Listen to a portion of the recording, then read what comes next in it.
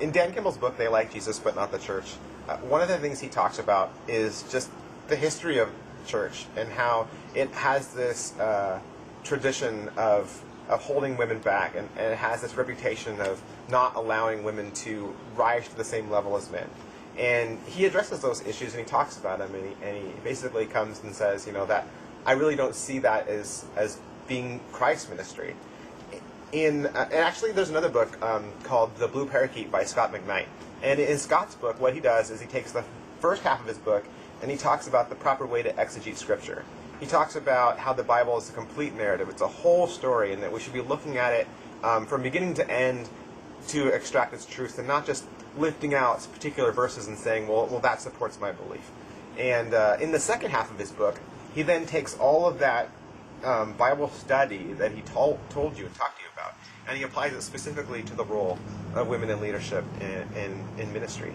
And whereas I agree with both of those authors and totally support women in ministry, I didn't have to read those books to come to that conclusion, because I'm actually married to a woman in ministry. I'm married to an ordained minister, so I have to say that I am fully, I don't have to say, but I say that I'm fully supported women in ministry. And I think that actually in the questionnaire that you sent out and were asking about my views on that, I think that I answered it in a good way and very thorough. And I didn't think that then making a video to continue that same discussion was needed, because I think the document is perfect just the way it is. So I thought rather I'd use this time to actually introduce you to my wife. So this is Joanna, this is my wife. Hi.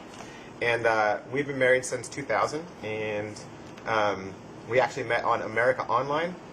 And if you don't know what that is, that was before Facebook and before Match.com and eHarmony. So yeah, so this is my wife, this is Joanna. Hi. I have been in full-time ministry since I went to college and graduated, and I went to Fuller, just like David. I went to Fuller first, but that's not important. And I've been on staff at 2 different churches, and I've served both of those churches as their youth pastor. And when I did receive the call from the Lord to be in full-time ministry, it was, at that point, it was to serve youth, and I was obedient to that and have had some great times as a youth pastor. And what I've realized and come to realize is that calling was not necessarily to serve youth forever, but it was to serve that generation. And as that generation has grown older and now they are having kids and are married, and they're just growing, that my calling is to follow them in service. And so that has meant some different things for our family. And over the last couple of years, I have stepped down out of full-time youth ministry and maintained relationships with a lot of those students and now young adults. And I really feel like my calling is to continue to serve that generation. And in our next stage as a family, that is going to be as a pastor's wife. And so my goal is not to be on a church staff. I don't want to be to have a title and to be paid. I want to be able to serve David, to serve the church that God calls him to, and to be able to serve that community, to serve our family and our son and any other children that we have, probably just one, and to be able to be in ministry and to be a help like that. And so so that is a little bit about me and who I am. And so I have been blessed to be able to be on a church staff, and I am hoping to be part of a church community and to be serving alongside of David in the future. Whenever I sent out my resume, I always listed my wife as my secret weapon. I wanted people to know that, with me, you also get her, and I can't imagine doing ministry without her. She's not one of those, pastors' wives who hangs out, and no one sees her, and she's really quiet and shy, and wish we knew more about her. And actually, I think that the argument is actually better if we don't just think about women in ministry, but you take that same thought and you apply it also to age, or even to race. All across of creation, we're going to find that God made God had a plan for the earth, and it wasn't to hold people back or diminish roles or to restrict some and not others, or to say that you're not good enough or you don't measure up. and even though I have a lot of points that are actually in the document, you don't even need those. You can just go all the way back to the very beginning of Scripture and look at God's intention, his original intention for creation.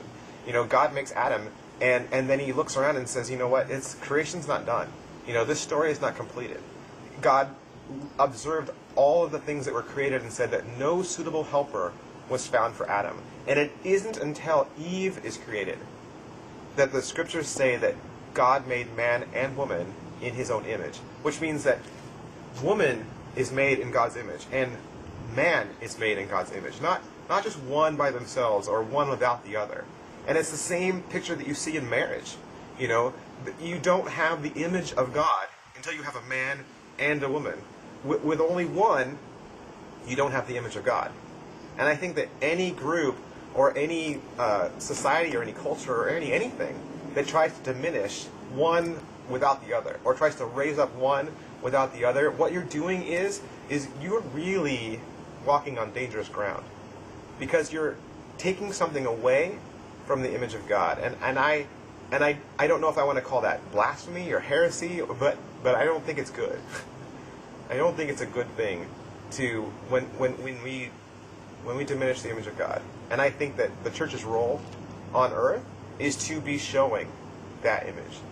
We are called as the church to be God's hands and God's feet, and to go out into a broken world and to show that world God. And I don't know of a better way to do that than without men and women standing together.